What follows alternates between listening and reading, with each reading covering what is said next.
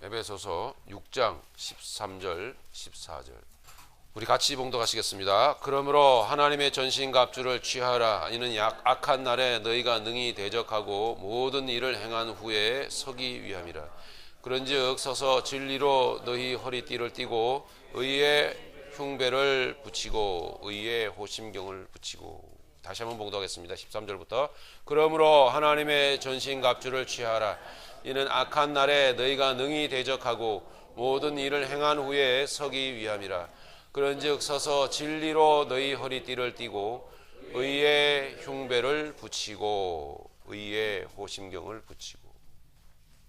네, 오늘은 군사됨 그 두 번째 시간이죠. 진리의 허리띠를 띠어라. 진리의 허리띠에 대해서 우리 함께 나누도록 하겠습니다. 마태복음 13장에 지난주에 함께 나눴던 말씀을 기억해 주시기를 바랍니다. 마태복음 13장 기억하십니까? 네.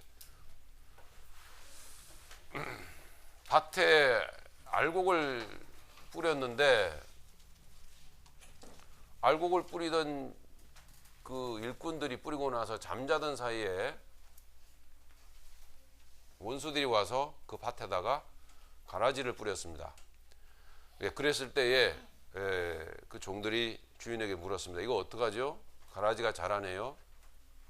그래서 원수가 마귀가 가라지를 뿌렸구나.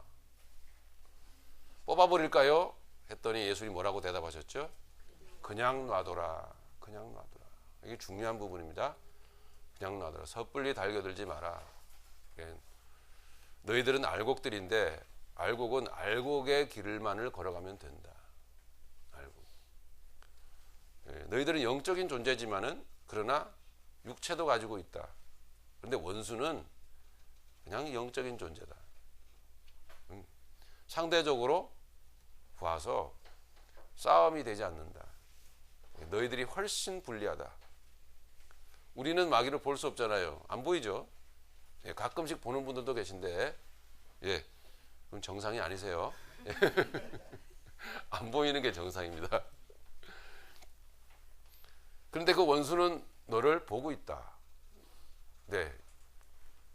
이 양편이 싸움하면 누가 이길 확률이 크겠습니까? 마귀가 이길 확률이 훨씬 큽니다. 자, 그래서 알곡된 너희들은 너희의 길을 열심히 걸어가면 된다. 그래서 예수님께서 우리가 걸어가야 될 길을 말씀 안에서 가르쳐 주시는 것입니다. 섣불리 달겨들다가 오히려 자신은 잃어버리고 화를 당하는 경우들이 거의 대부분입니다. 그래서 마태복음 13장에서 주님이 말씀하신 가르치신 것은 뭐죠? 둘 다 추수 때까지 함께 자라게 두라. 이게 주님의 뜻입니다. 둘 다. 그러니까 하나님께서 가라지를 허락하신다라는 거죠. 가라지가 원래 밤에 와서 잘 때에 밤에 가라지를 뿌리는 그 자체를 하나님이 허용하신다라는 거예요. 이 세상에는 곡식과 가라지가 있습니다. 하나님 백성들이 있고 그리고 하나님 믿지 않는 죽어도 믿지 않는 절대로 하나님 말씀을 가슴으로 받지 않는 그래서 삶으로 살려고 하지 않는 사람들이 있습니다. 교회 안에도 가라지들이 가득가득합니다.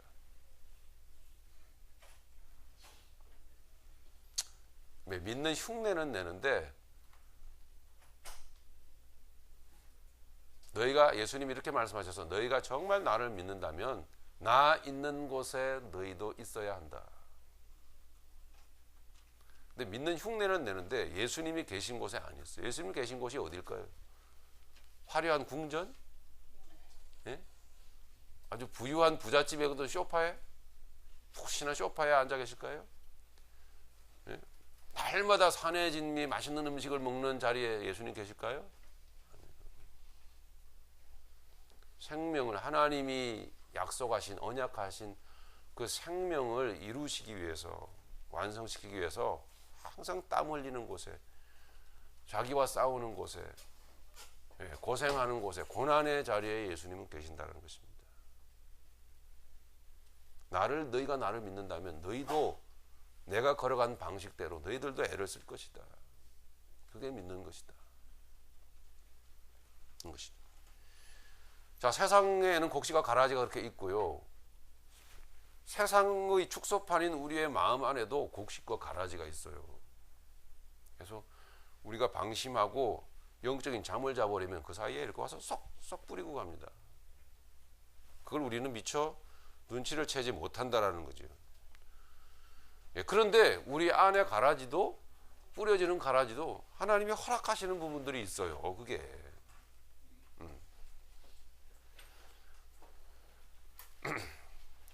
자, 어쨌든 그 가라지를 뽑다가 곡식까지 뽑을까 염려스럽다.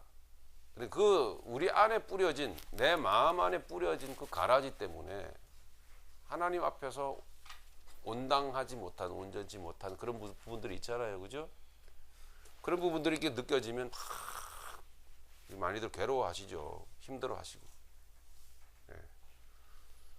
근데 그거 하나님이 놔두시는 부분들이 있다라고 하는 거예요. 너무 그런 부분 때문에 자책하거나 그리고 너무 극단적으로 그 부분을 해결하려고 달겨들지는 마세요. 계속해서 여러분 들으신 부분이지만 여러분 세상 끝날까지 그 뿌리가 뽑히지는 않아요. 그냥 싹만 자라는 거예요. 그죠? 예, 그 죄의 싹만 우리는 열심히 잘라내는 것이지 극단적으로 뿌리를 뽑으려고 하지 말라는 거죠. 되지 않는 것이에요. 그냥 두라. 마지막 때까지 그냥 두라. 그 왜 그냥 두게 하시는 것일까요? 영적인 유익이 있어요. 그죠? 사도 바울에게도 그냥 두신 부분이 있죠? 예, 영적인 유익이 있어요. 예, 믿음의 사람들은 오히려 그것 때문에 자신을 부정하게 되고 자신을 포기하게 되고 나에게는 의가 없음을 인정하게 되는 유익이 믿음의 백성들에게는 있는 거예요. 네, 자, 그런 부분들이 우리에게 있다라는 거죠. 자, 어쨌든 가라지를 뽑지 마라 라고 말씀하셨어요. 가라지를 뽑다가 곡식까지 다칠까 염려스럽다. 예수님이 하신 말씀. 네. 자, 그만큼 우리는 뭐냐면 우리라고 나 한 사람 한 사람은요 영적인 허점투성이에요. 허점투성이에요. 가시적인 어떤 그 눈에 보이는 액션과 눈에 보이는 어떤 성과에 자주 우리는 이끌려서 행동할 때가 굉장히 많습니다. 네.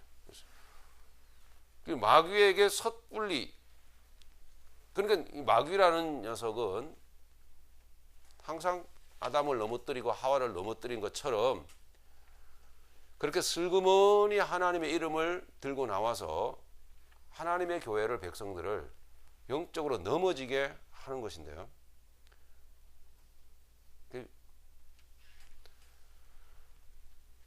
어떤 가시적인 그러니까 다시 반복을 할까요?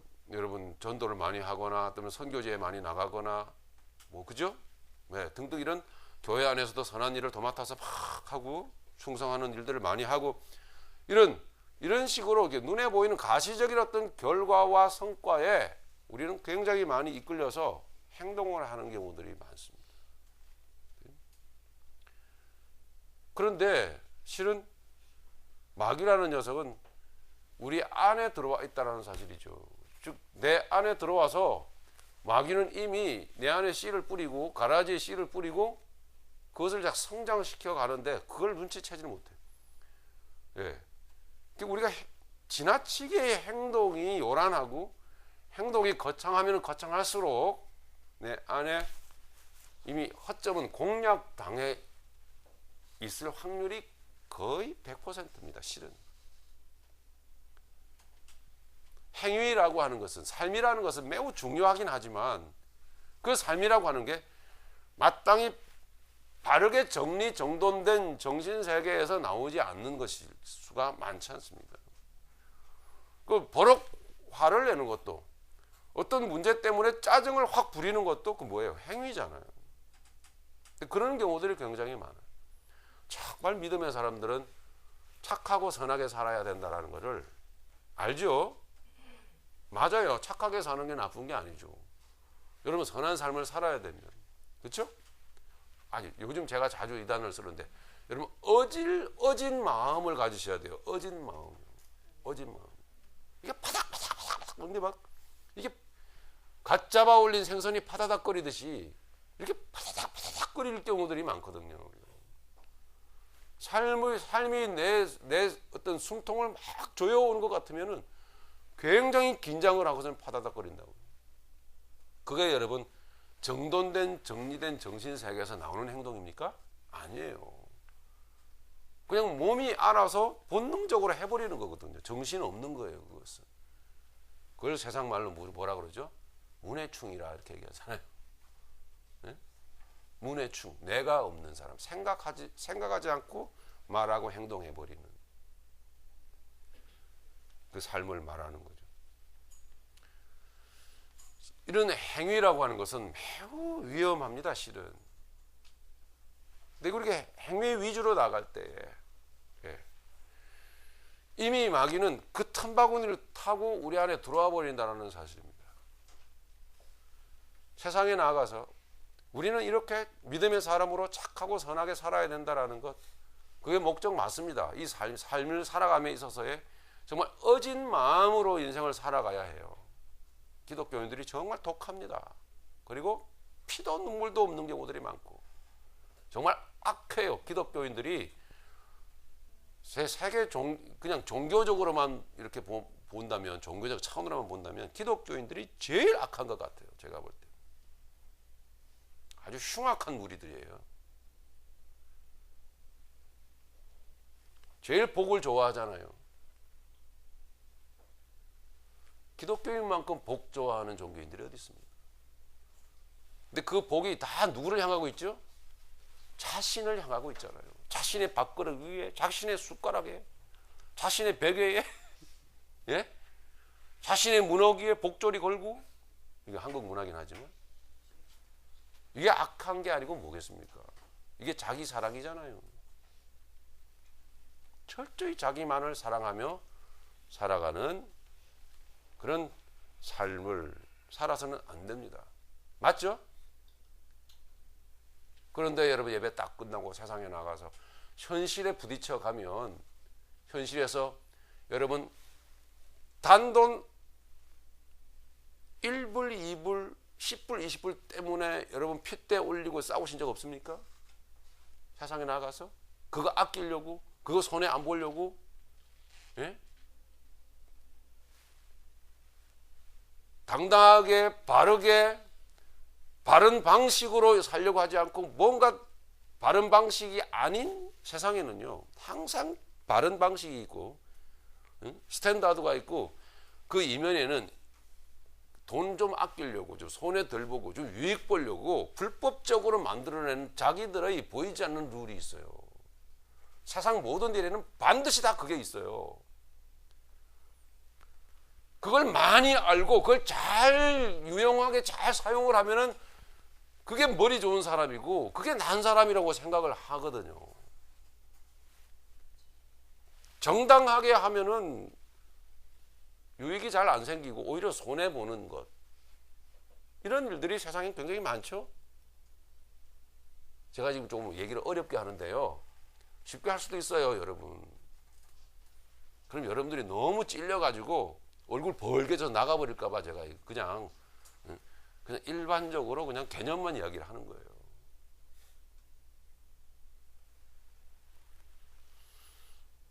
뭔가를 하나 하려고 하면은 꼭 세상 사람들이 가르쳐 주죠. 이렇게 하면 좀 더 남습니다.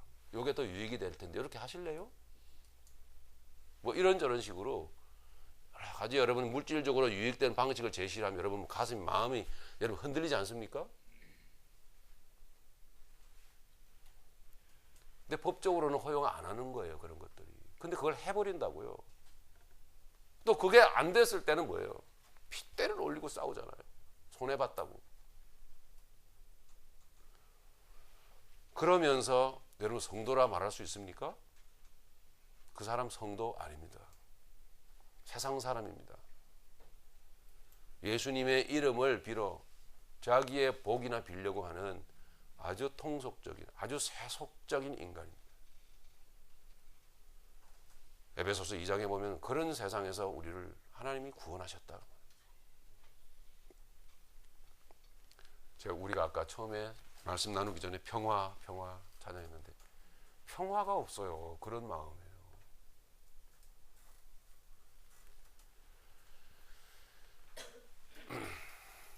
그런 삶이 아닌 복음으로 살다가 손해도 보고 복음으로 하나님 말씀으로 살다가 불이익도 당한, 복음으로 살다가 그 성공의 시간이 좀 더 더디게 되고 그러더라도 복음으로 살아가는, 그래서 하늘의 평화가 늘 여러분 심령 가운데 충만한 복된 성도들이 다 되시기를 바랍니다. 자, 어쨌든 그렇게 우리가 우리의 어떤 육신의 어떤 본능적 위주로 달려나가게 될 때에 허점이 우리 안에 생겨버려요. 그게 뭐예요?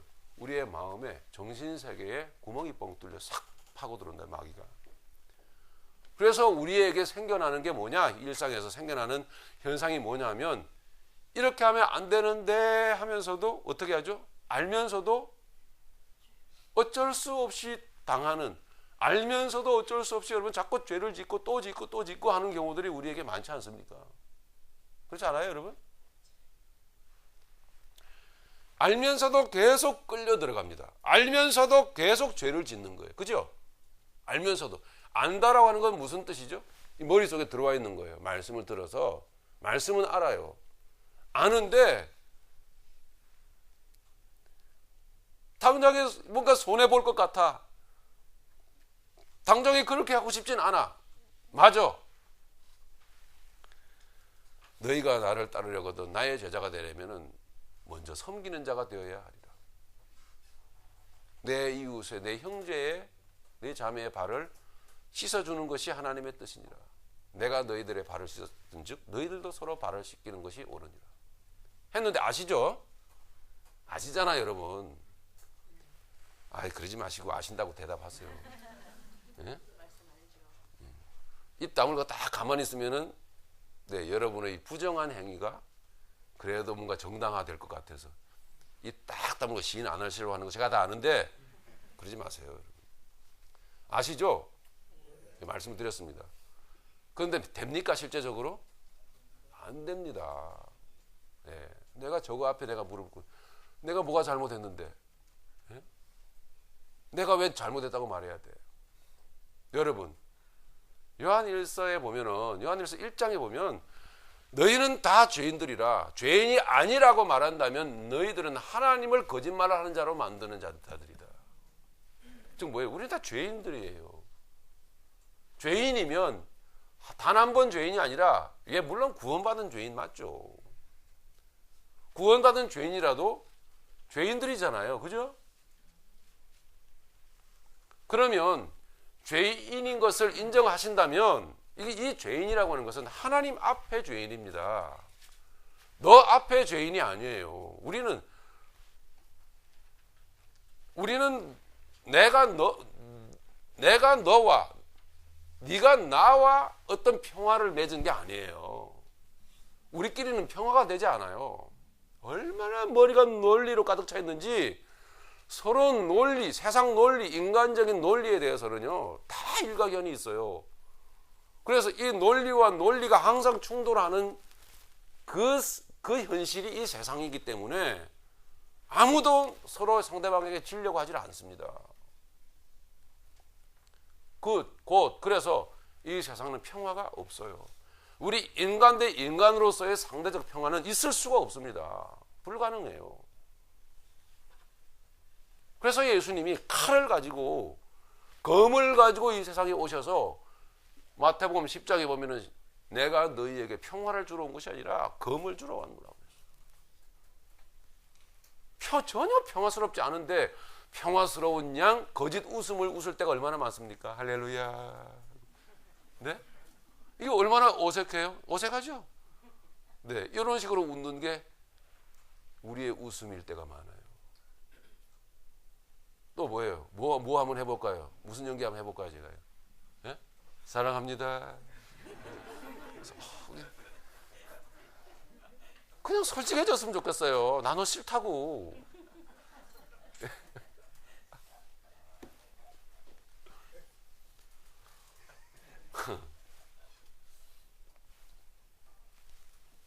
아프세요? 예? 안 나오고 싶으죠?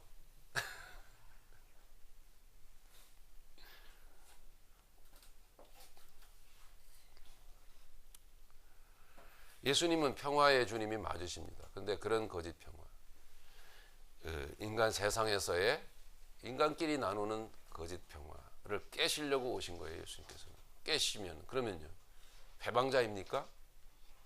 주님이 분란을 일으키신 자인가요? 이간질하시는 분이에요? 아니죠. 우리의 평화는 우리 서로 상대방끼리 나누는 평화이기 이전에 하나님과 우리와의 관계성 속에서 생겨나는 평화예요. 우리의 평화는 하나님에 대한 평화예요. 하나님께서 우리에게 주신 그 선물이 우리 안에 있기 때문에 그런 평화란 말이에요. 하나님에 대한 평화. 네. 우리 한 사람 한 사람 다 하나님에 대한 평화가 우리에게 있어야 돼요. 그래야 비로소 우리는 서로에게 평화를 나눌 수가 있는 거예요. 즉 자꾸 알면서도 우리는 계속 끌려 들어가고 알면서도 죄를 짓는 연약한 자들이라고요. 그게 뭐예요? 알면서도 계속 죄를 짓는, 이건 아닌데 이러면 안 되는데 하면서도 절대로 그렇게 하고 싶지 않는, 아니 그렇게 안 되는 그것, 그게 뭘까요? 이미 마귀가 우리의 통제 본부 안에 들어와 있다라는 것입니다. 지식으로는 알겠는데 삶이 안 되는 거예요. 여러분 이거 심각한 거예요. 사실은.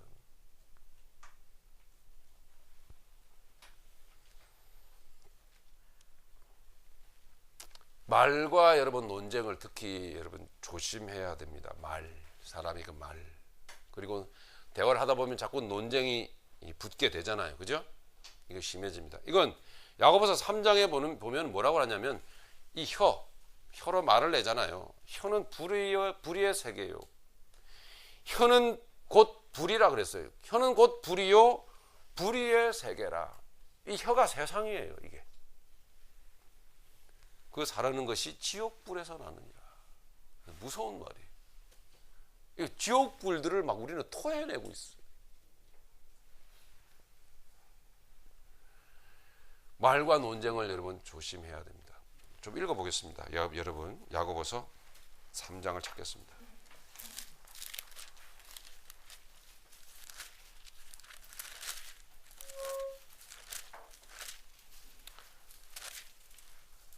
(373페이지)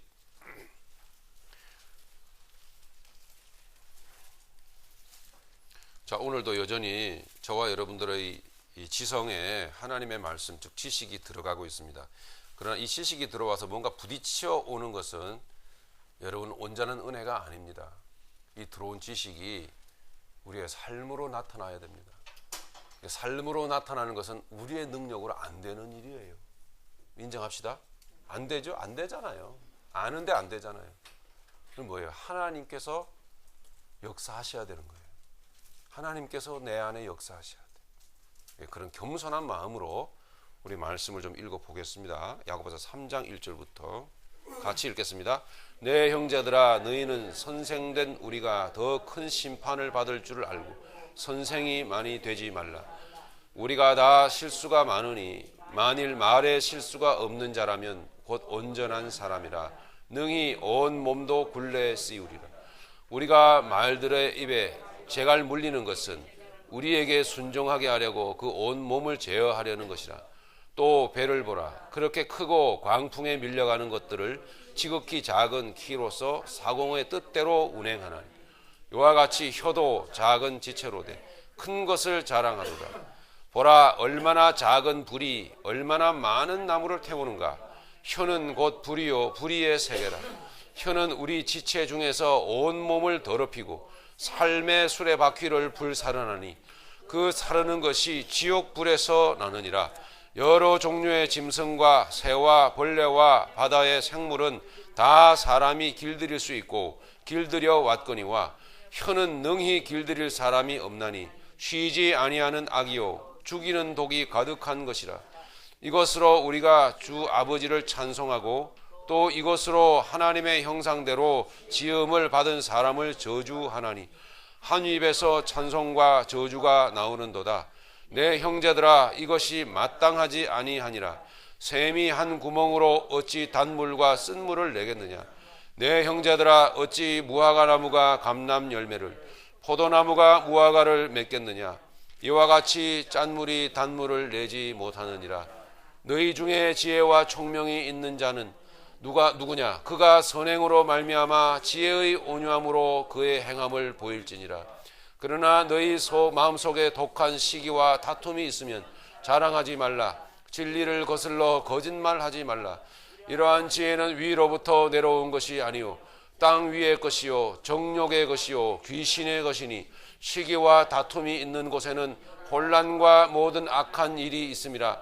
오직 위로부터 난 지혜는 첫째 성결하고, 다음에 화평하고 관용하고 양순하며 긍휼과 선한 열매가 가득하고 편견과 거짓이 없나니, 화평하게 하는 자들은 화평으로 심어 의의 열매를 거두느니라. 아멘.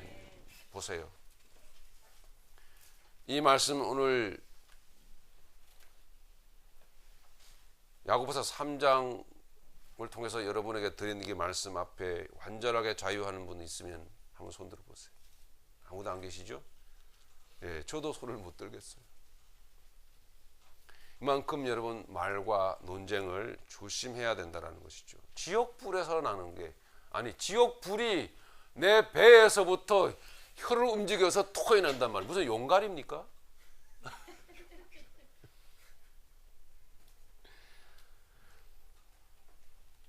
이게 뭐예요? 지는 거예요. 이게 지는 거라고. 이게 이미 우리 지휘 통제소에 이미 그놈이 딱 자리를 잡고 있는 거예요. 우리 얼마나 이런 식으로 인생을 삽니까? 아니다 싶습니다. 그죠? 그죠, 여러분? 정말 아닙니다. 네, 고민하셔야 됩니다. 진리를 듣고 진리 안에서 자신을 보고 최선을 다하여 성도의 삶을 사는 것, 이게 우리의 방향입니다, 여러분. 그러므로 자, 그러니까 제가 지금 서론격으로 마태복음 13장 오늘 진리의 허리띠를 나눌 텐데, 나누기 전에 예수님께서 우리의 군사된 우리 성도의 그 삶을 가르치시면서 마태복음 13장에서 말씀 가르쳐 주신 그 말씀을 중심으로 잠시 지금 서론을 다루는 거예요. 네, 둘 다 추수 때까지 함께 놔두라는 것이에요. 즉 그 말은, 상관하지 말라는 그 말은 내 아내 것까지 말이에요. 내 아내까지 상관하지 마세요. 즉 뽑아내려고 막, 어떤 분은 막 그 골로새서 3장이죠. 3장 4절 나오죠. 우리 그리스도 예수의 사람들은 그 정과 욕심을 십자가에 못 박았느니라. 그러니까 막 못 박아야 돼, 못 박아야 돼. 막 못을 박아요, 자기 자신을. 예, 그 못을 박는 거 좋아요. 그 선한 중심 좋은데, 그 언제까지 못 박을 거예요? 정말요. 10년 전에 못 박아야 된다는 못 박는 분이 계셨는데 아직도 못 박고 계세요. 근데 얼굴이 너무 일그러져 있어요. 얼굴이 너무 괴로워. 예, 하도 못을 박다 보니까요. 이제 뭐 어디다 박아야 될지 모르겠어요. 온몸에다가 다 못을 박아가지고. 예, 그렇게 하지 말라는 거예요, 여러분. 이거 한 가지를 기억하십시오. 이미 우리는 죄인일지라도 그리스도 예수 안에서 하나님의 아들이라, 하나님의 자녀라 택함을 받은 자들이잖아요. 그렇죠? 예, 그러면 하나님의 자녀로서의 길을 또 열심히 걸어가는 게 옳은 거예요. 하나님의 자녀로서의 길을. 그 첫 번째가 사실 뭐였어요? 어저께? 하나님 말씀 앞에 자주 나가라. 하나님 말씀 앞에 무릎 꿇는 시간을 가져라는 거예요. 하나님 말씀 읽으라는 거예요. 하나님 말씀 배우라는 거예요. 하나님 말씀의 귀를 기울이라는 거. 그게 맨 처음 하셔야 될 일이에요, 여러분, 자녀로서. 예를 들어서 그건 안 하고, 그러니까 하나님에 대해서 잘 모르죠? 말씀을 안 읽고 말씀을 안 배우는데 어떻게 알 겁니까? 그건 안 하고 어디 기도 받으러 다니고, 어디 귀신 쫓는 데 가고, 어디 뭐 은사 집회에 돌아다니고, 이런 거 하지 말라는 거예요, 여러분. 아시겠습니까? 예, 그런 거 하지 마세요. 혹 뭐가 휙 오는 것 같아서 뻥 나가 자빠져도, 여러분 그거 뭐 된 거 아니에요. 큰일 납니다, 여러분. 하나님께서 우리를 지성과 감정과 의지를 가지고 살도록 만드셨어요. 이 지성에 마땅한 지식이 들어와야 돼요. 우리의 이 불안정한 감정이 이제는 안정을 취해야 돼요. 항상 평안, 항상 평화로다. 아시겠습니까? 얼마나 업앤다운이 심합니까? 우리의 감정이. 우리의 의지는 얼마나 제멋대로 막 행동을 해버립니까?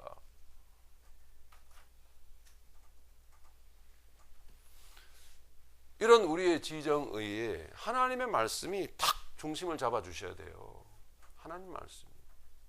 근데 그건 안 하고 뭘 그렇게 뭐 신비로운 걸 쫓아다니는지. 마귀는 병 안 고친답니까? 예? 마귀는 귀신 안 쫓아요? 마귀가 귀신이 귀신을 쫓아요. 쫓는 건 아니죠. 흉내 내는 거예요. 예? 나간 척 하는 거예요. 나간 척. 별별 신비한 짓을 다 하는 게 여러분 마귀입니다. 영적 존재라서. 하나님의 말씀을 모른 채. 그런데 현혹되어서 그런데 혹해서 빠져드는 경우 어떻게 될까요? 우리 성도가 해야 될, 달려가야 될 길은 뭐냐? 진리의 말씀. 진리의 말씀을 듣고 진리의 안에서, 말씀 안에서 자신을 보는 눈이 열려야 돼요. 그리고 내 안에 이렇구나. 내 상황이 이렇구나. 를 알아야 된다는 거죠. 그리고 최선을 다해서 성도의 삶을 달려가는 거예요. 빌립보 3장이에요. 최선을 다해서. 사도 바울이 말한 나의 달려갈 길, 표대를 향하여 나의 달려갈 길. 빌립보 2장에는 뭐가 나와요? 어찌하든지 죽은 자 가운데서 빌립보 3장의 말씀. 그죠? 네. 어찌하든지 죽은 자 가운데서 부활에 이르려 하노니. 이게 사도 바울의 인생의 표대였다고요. 저와 여러분들이 얼마나 죽은 자리에, 얼마나 낮은 자리에 내 마음을 두고 내려가려고 낮아지려고 애를 썼습니까?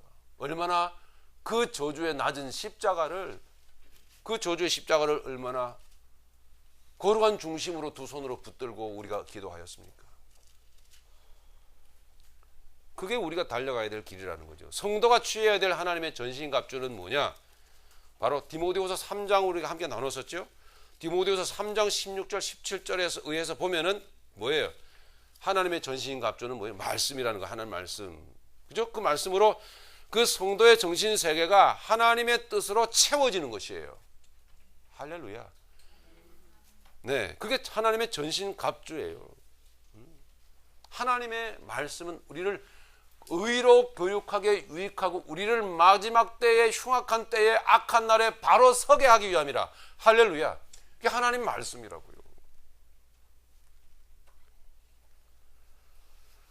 성도가 취해야 될 하나님의 전신갑주는 여러분들의 각자의 그 정신세계가 하나님의 뜻으로 가득 채워지는, 하나님의 뜻으로 가득 채워지는, 그게 전신갑주예요.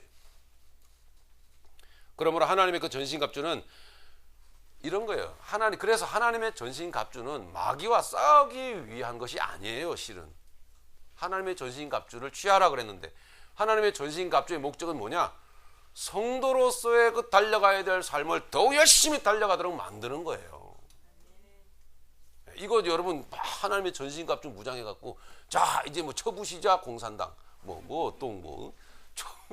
이런 식으로 와서 뭐 귀신 쫓고 마귀 쫓으려고 뭐 그러시는 분은 아무도 안 계신 줄 알아요. 예, 돈 벌기 바쁘시기 때문에. 그렇죠? 네. 자, 그거 한 가지 짚고 나갑시다. 그렇다면 우리 안에 뿌려진 가라지의 목적은 뭐냐? 욥을 보십시오. 욥기 1장에 보니까요. 욥을 참소하러 온 자가 있었어요. 그가 곧 마귀였어요. 마귀가 하나님 앞에 와서 욥을 참소합니다. 비웃습니다.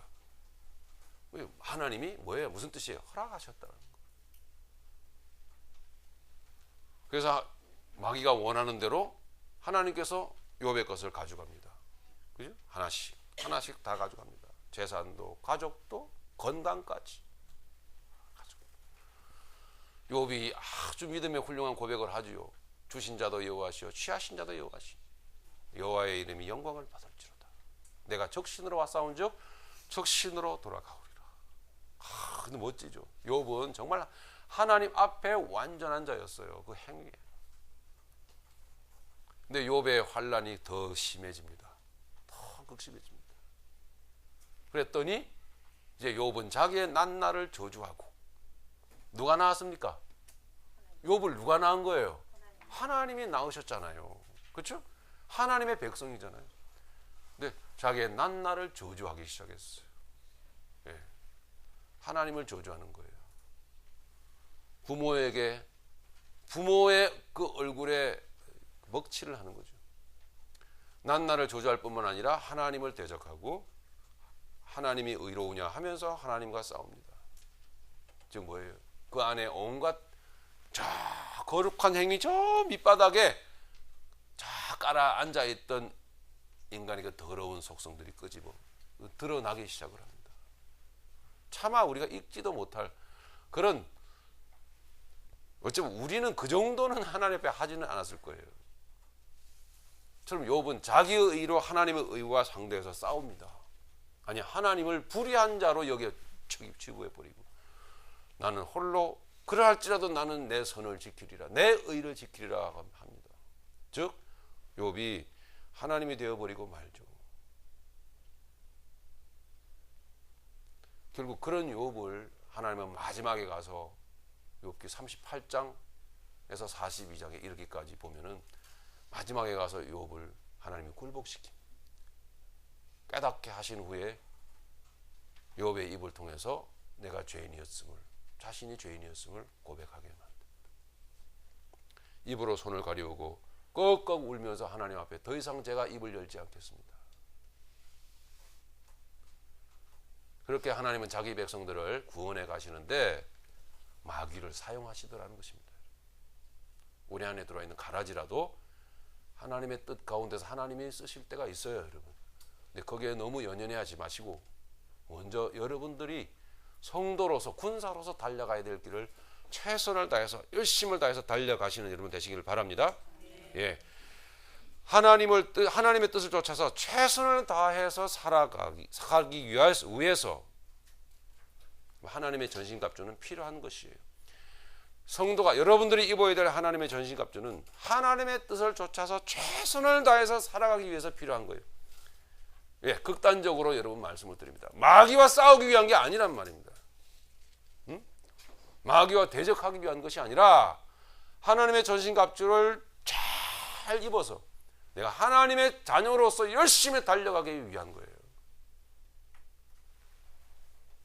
구체적인 내용을 좀 보시면은, 오늘 본문은 뭐 한 절밖에 안 됩니다만은, 구체적인 내용을 들여다 보시면은 에베소서 6장 13절에 그러므로 하나님의 전신갑주를 취하라.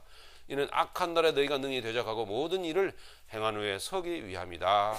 14절 그런즉 서서 진리로 너희 허리띠를 띠고, 진리로 너희 허리띠를 띠고. 자, 맨 먼저 하나님의 전신갑주 중에 허리띠가 맨 먼저 나옵니다. 허리띠는 지금의 우리 이 허리띠는 뭐 그렇게 뭐 대단히 중요하지는 않아요, 그죠? 워낙 옷들이 잘 나와가지고 허리띠 안에도 옷이 흘러내리지도 않고, 옷이라는 것이 이러면 상당히 좀 이렇게 몸에 착착 감기면서 맵시도 나고, 굳이 허리띠가 없어도 여러분 행동하기 쉽잖아요. 근데 고대 사회에서의 이 허리띠는 그 사람들이 그때 당시 입은 옷부터 시작해서 옷이 치렁치렁 너덜너덜한 옷이에요. 예, 이게 뭐 일상생활의 옷들이 다 그래요. 그래서 이 허리띠를 매지 않으면은 생활이 안 돼. 걸치적거려 가지고. 그래서 이제 허리띠가 나온 거예요. 즉 삶이 안 되는 거예요. 자, 삶이 안 사라지는 거예요, 이게. 예, 세상에 나가서 삶이, 믿음의 사람으로서, 복음의 사람으로서 삶이 안 사라져요. 이게 허리띠가 매우 중요한 거예요. 그래서 허리띠가 제일 먼저 나오는 거예요. 출애굽기 12장 한번 보시면은 이스라엘 백성들이 애굽에서 탈출할 때에 하나님께서 허리띠를 매라고 이렇게 말씀을 하십니다. 찾아볼까요? 출애굽기 12장 11절.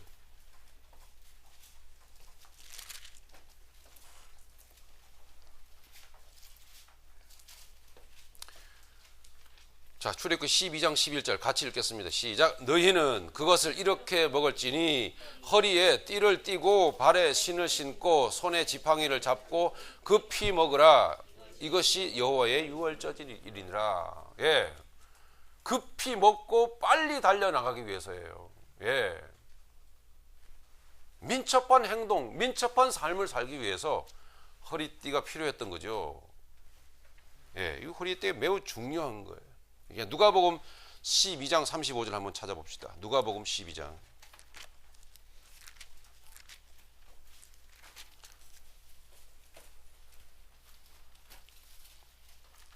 깨어 준비하고 마지막 때를 깨어 준비하고 복음의 사람으로서 열심히 살아라. 주님이 말씀하시면서 이렇게 말씀을 합니다. 누가복음 12장 35절 시작. 허리에 띠를 띠고 등불을 켜고 서 있으라. 네. 자, 허리에 띠를 띠고 계십니까? 어떠세요, 여러분? 허리에 띠를 띠고 등불을 켜고 서 있으라. 여러분 삶을 사셔야 되잖아요. 그죠? 여러분 몸에 허리띠는 여러분 안 띠셔도 될지는 몰라도 여러분 성도로서의 그 삶의 허리띠는 띠지 않으면은 성도로서 삶을 살 수가 없어요. 근데 허리띠는 허리띠인데 무슨 허리띠죠? 진리의 허리띠다 이 말이죠. 진리의 허리띠라는 건 허리띠의 의미를 말해주는 거죠. 무슨 허리띠가 도대체 뭘 의미하는 건가? 허리띠에 담긴 내용을 말하는 거예요. 그게 진리의 허리띠예요. 그러면 진리가 허리띠의 내용 아닙니까? 허리에 띠를 떼어야 되는데 그리고 열심히 살아야 되는데 근데 진리의 허리띠. 그럼 이 진리는 뭘까요, 여러분? 자, 오늘 이 진리는 뭘까? 이 내용을 생각을 하고 결과를 끄집어내면 오늘 말씀 끝입니다. 진리는 뭐죠? 예수 그리스도. 그분이 진리죠. 그죠? 요한복음 14장 6절에 예수님 말씀하신 대로 내가 곧 길이요 진리요 생명이니 나로 말미암지 않고는 아버지께로 올 자가 없느니라. 우리는 불행한 세상에 이 세상의 그 내용 속에 살고 있습니다. 세상은 한마디로 세상을 말하라 그러면 그냥 불행입니다. 그리고 고단 그 자체입니다. 그렇죠? 예. 세상이 불행하고 고단한 이유는 뭔지 아십니까? 제가 아까 인간 대 인간으로서의 평화는 절대 불가능하다 말씀드렸어요. 만약에 그게 가능하면 예수님 오실 이유가 없겠죠. 여러분 평화해 보려고 부부지간에 애를 많이 써보지만 평화해 보려고 형제지간에 애를 많이 써보지만 절대로 평화할 수가 없어요. 그래서 예수님 오신 거예요. 안 되죠? 세상은 그래서 불행한 것입니다. 그 왜 그런 줄 아십니까? 세상이 불행한 이유가 바로 말씀드린 대로 내 머릿속에 들어와 있는 내 가슴 안에 들어와 있는 세상적 논리, 인간의 논리 때문에 그래요. 네.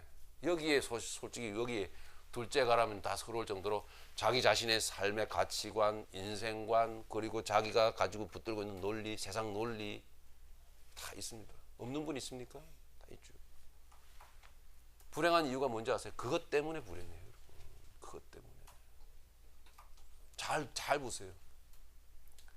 근데 그게 옳은 것 같잖아요. 그죠? 내 논리가 맞는 것 같잖아요. 그렇죠?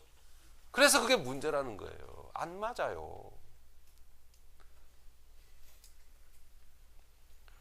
여러분, 지금 여러분들이 맞다라고 생각하는 그 논리, 그 사고방식, 그 행동 양식이 어디로부터 시작된 겁니까? 출발점이 어디예요?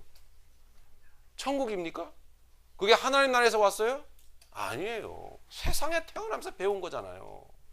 세상이 가져다 준 거 아닙니까? 이 세상의 왕은 누구예요? 마귀잖아요. 마귀가 집어넣은 거를 우리는 그게 옳다라고 믿고 사는 거예요. 불행할 수밖에요. 내 안에 들어와 있는 내 머릿속에 들어와 있는 그 논리는 그 붙들고 있는 그 논리는 내가 태어나기 전부터 있었던 게 아닙니다. 태어나기 전에는 하나님이 에베소서 1장에 보시면 적어도 에베소서 1장에 의하면 내가 태어나기 전에는 하나님의 미리 아신 바 된 그 은혜의 하나님의 품 속에 있었어요. 우리는 그런 택함 받은 예정된 자들이라고요. 예, 하나님의 자녀들이었어요. 그러니까 그 고난의 십자가를 붙들고 그 육이 싫어하는 십자가를 사랑하며 가죠. 귀한 분들이에요. 근데 그 속에 이 속에 인간의 논리를 품고 있다고요. 버리질 못하고 있어요. 그걸 어디서 온 거냐? 세상에 응해 하면서 태어나면서부터 시작된 거예요. 그게 아주 나쁜 거예요. 흉악한 거라고요.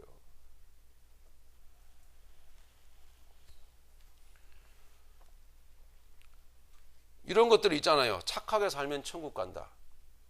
여러 번 말씀을 드렸어요. 여러분 어떻게 착하게 살면 천국 갑니까? 말도 안 되는 거죠.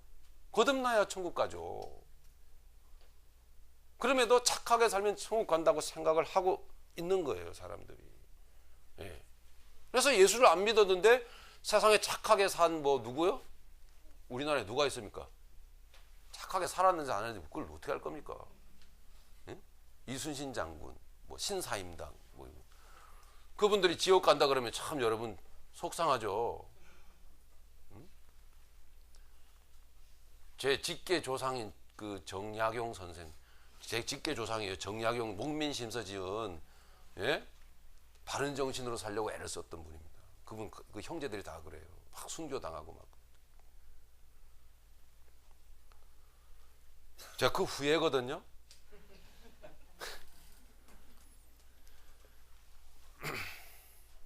노력하면 여러분 성공합니까?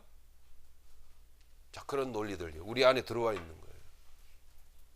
근데 예수를 믿으면서 생각들이 많아요. 세상에 들어와 있는 생각이. 자, 지성이면 감천이다. 이게 문자인데요. 무슨 뜻입니까? 최선을 다하면 하늘도 감동한다. 여러분 이게 성경입니까? 아니요. 근데 정말 최선을 다해봤지만 아니 교인이 줄어도 이렇게 줄을 수 있습니까? 뭐가 안 맞아요. 맞질 않아. 좋은 대학 가면 성공한다. 이게 사고방식. 계속 민노로 하면서도 자식을 좋은 대학 보내려고 아주 눈이 시뻘게 가지고 자식의 믿음의 생활, 자식이 믿음으로 살아가는 믿음의 사람으로 성장해 가는 건 별 관심이 없고 어쩌든지 인류대학 보내가지고 잘 되게 하려고. 여러분 인간에게 있어서 부모에게 있어서 자식은 뭐예요? 또 다른 자기의 확장이라고요. 내가 그 안에 들어가 있는 거예요. 나를 넓혀 놓은 거예요. 예? 그런 식으로 인간은 그 자기의 논리를 붙들고 살아갑니다. 그게 뭔지 아십니까? 창세기 11장에 나오는 바벨탑입니다. 내 이름을 내고 싶은 거죠. 예? 나라고는 이 존재를 하늘에까지 닿게까지 하고 싶은 거예요. 그런 논리가 우리 안에 가득 차 있어요. 보이지 않게. 어떻게 평화합니까? 어떻게 행복해요? 절대 자기 잘못을 인정하지 않으려고 하고요. 핑계대고 구실을 갖다 댑니다. 여러분 죄인이라면서요. 제가 정말 여러분들에게 묻고 싶습니다. 죄인 아닌 분들 이 시간에 여러분 이 설교 들을 이유가 없습니다. 빨리 돌아가세요. 여러분 죄인 맞으시죠? 그러면 매사에 매 순간에 제 잘못입니다. 제가 잘못했습니다. 왜 이 말을 못합니까? 왜 이 말을 못하고 다른 핑계를 계속 돌려대는 거죠? 뭐 때문에 그래요? 자기 논리 때문에 그래요. 나는 내 논리를 붙들고 나름 의롭게 살아와서 내가 잘못했다는 소리를 할 수가 없는 거예요. 존심이 상해서. 그 자꾸 비트는 거거든요. 자꾸 다른 구실을 돌려대는 거, 이 머릿속으로 생각을 끄집어내는 거죠. 그걸 정당화시켜요, 내 머릿속에서. 여러분, 속지 마십시오. 그건 여러분이 아니에요. 여러분 속에 거하는 죄라고요. 로마서 6장 7장에서 말하는 사도 바울도 너무나 괴로웠어요. 그런데 그건 내가 아니라 내 속에 거하는 죄니라. 예수님이 그 죄 문제를 해결하셨다고요. 이제 더 이상 거기에 거하지 말고 그 자리에 붙들리지 말고요. 그 상황에 놓이지 말고 내가 연약해서 잘못했으면 내가 잘못했습니다 라고 고백할 수 있는 여러분 되시길 바랍니다. 그러면 여러분 자유하게 될 거예요.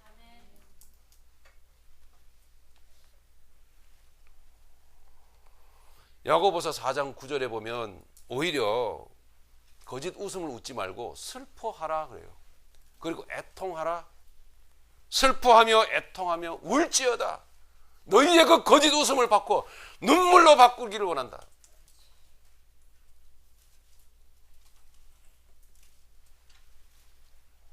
인간의 논리 때문에 인간은 서로 충돌을 합니다.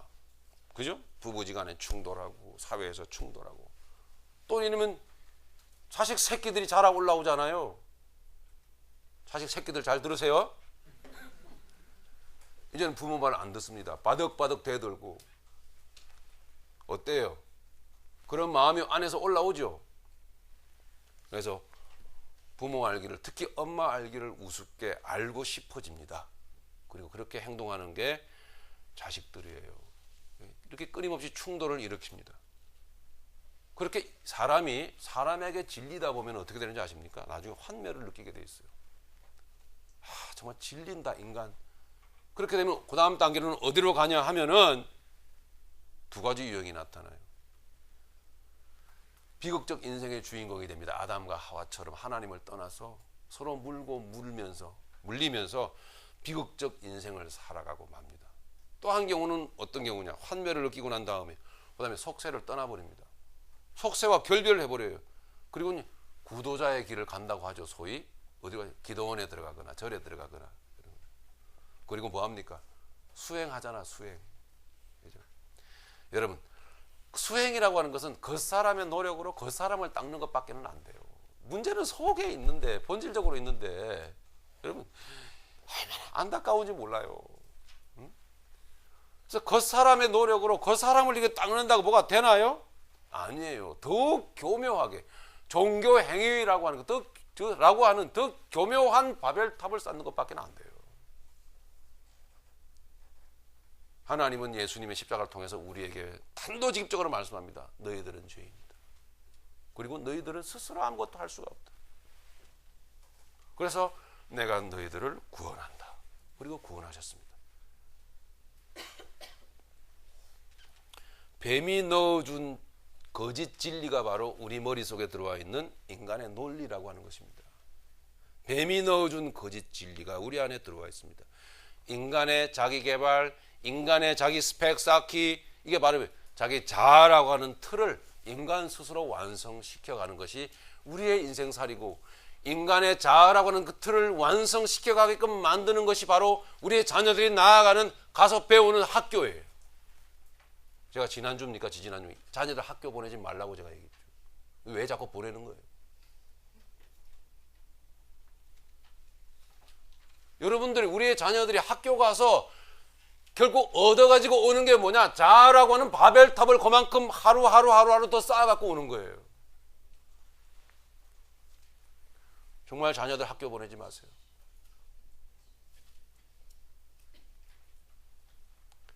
자녀들을 바른 진리 가운데 양육하시는 진리의 복음의 부모들이 다 되시길 바랍니다.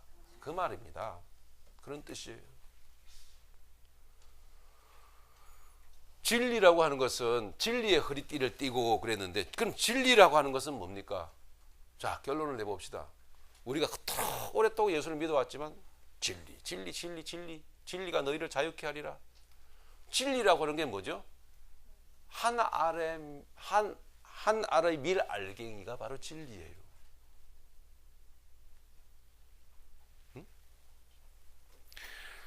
한 알갱이의 그 밀 속에 들어가 있는 것, 한 알갱이의 그 밀 속에 들어가 있는 것, 그게 진리라고요.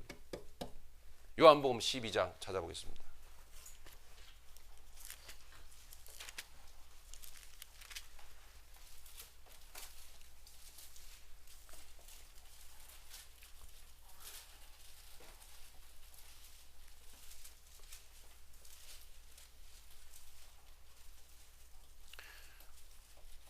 요한복음 12장 24절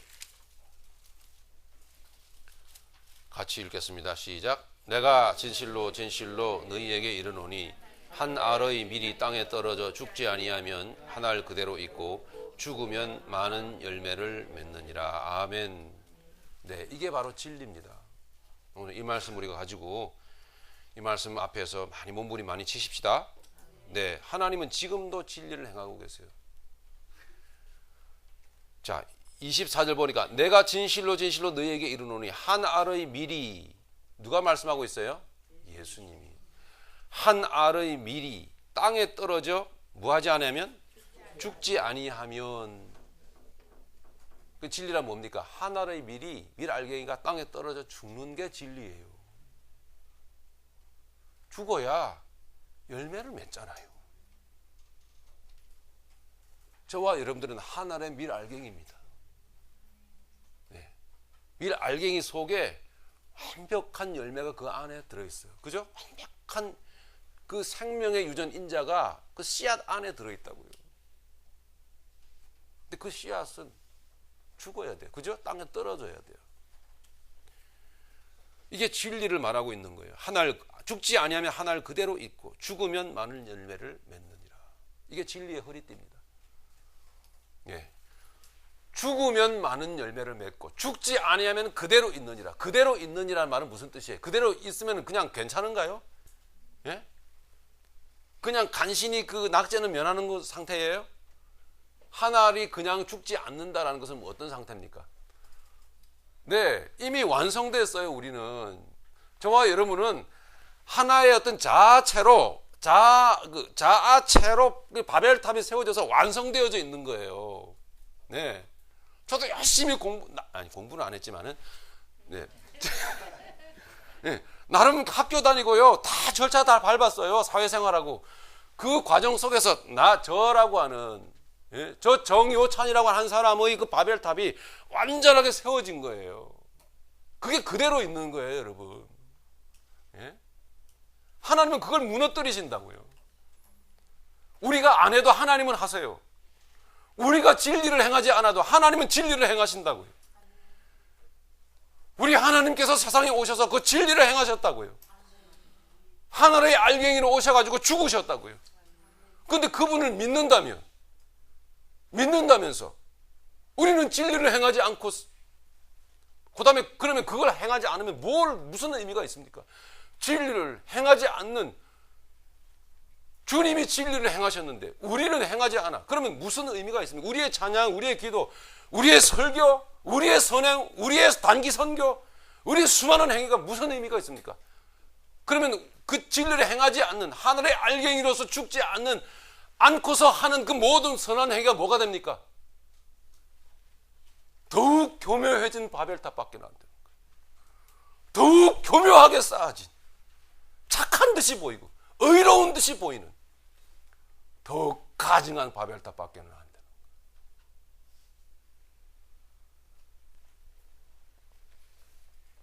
25절에 말합니다. 25절 보십니다. 예수님 말씀하십니다. 같이 읽겠습니다. 자기의 생명을 사랑하는 자는 잃어버릴 것이요 이 세상에서 자기의 생명을 미워하는 자는 영생하도록 보존하리라. 아멘. 자기의 생명을 사랑하는 자는 잃어버릴 것이요. 여기서 자기의 생명은 어떤 생명이에요? 하나의 그냥 있는 알갱이, 겉사람, 자아덩어리, 바벨탑 그 자체. 이것을 사랑하는 자는, 여러분, 이것을 붙들고 있기 때문에 우리는 그렇게 피 터지게 싸우는 거 아니에요. 서로 그렇게 얼굴이 시뻘개지고 눈에 핏대가 오르고 목소리가 높아지고 거칠어지고. 저는 목소리가 거칠어져도 괜찮아요. 의롭기 때문에. 이러면 안 되죠.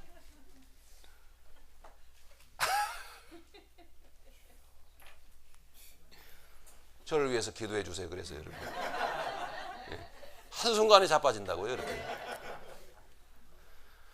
자기 생명을 사랑하는 자는 잃어버릴 것이요 세상에서 자기 생명을 미워하는 자는 영생하도록 보존하리라. 즉시로 주님이 보장하십니다. 어떻게요? 평강함. 네. 무릎을 꿇는 자는, 즉시로 무릎 꿇어 십자가로 내려가는 자는 주님께서 그 마음을 평강으로 붙잡으시고 하나님이 함께하고 계심을 증거로 보여주실 것입니다. 26절 보십니다. 마지막으로 예수님 이렇게 말합니다. 사람이 나를 섬기려면 나를 따라. 너희가 나를 믿느냐? 그러면 나를 따라야지. 어디로? 주님은 어디로 가요? 죽으러. 나를 따르라. 주님이 가신 곳이 어디예요? 나 있는 곳에 나를 섬기는 자도 거기 있으리니. 예수님 계신 곳이 어디였죠? 예수님은 태어나시면서 예수님의 인생 목적이 정해졌어요. 어디예요? 골고다 언덕 십자가. 그게 진리예요. 이 진리의 허리띠로 띠를 띠고 갑시다. 예. 나를 섬기는 자도 거기 있으리니 사람이 나를 섬기면 내 아버지께서 그를 귀히 여기시리라. 귀히 여기시리라. 진리의 허리띠가 지금 없다고 여겨지시는 분 계십니까? 진리의 허리띠를 주님이 주시길 바랍니다. 진리의 허리띠를 잘 동여매시길 바랍니다. 이 시간 말씀으로 동여매시길 바랍니다. 진리의 허리띠가 있으신 분 계십니까? 나는 진리의 허리띠가 있다고 생각하세요? 저 더 잘 고쳐매세요. 더 진리의 허리띠를 잘 고쳐매시는 우리 모두가 되기를 간절히 바랍니다.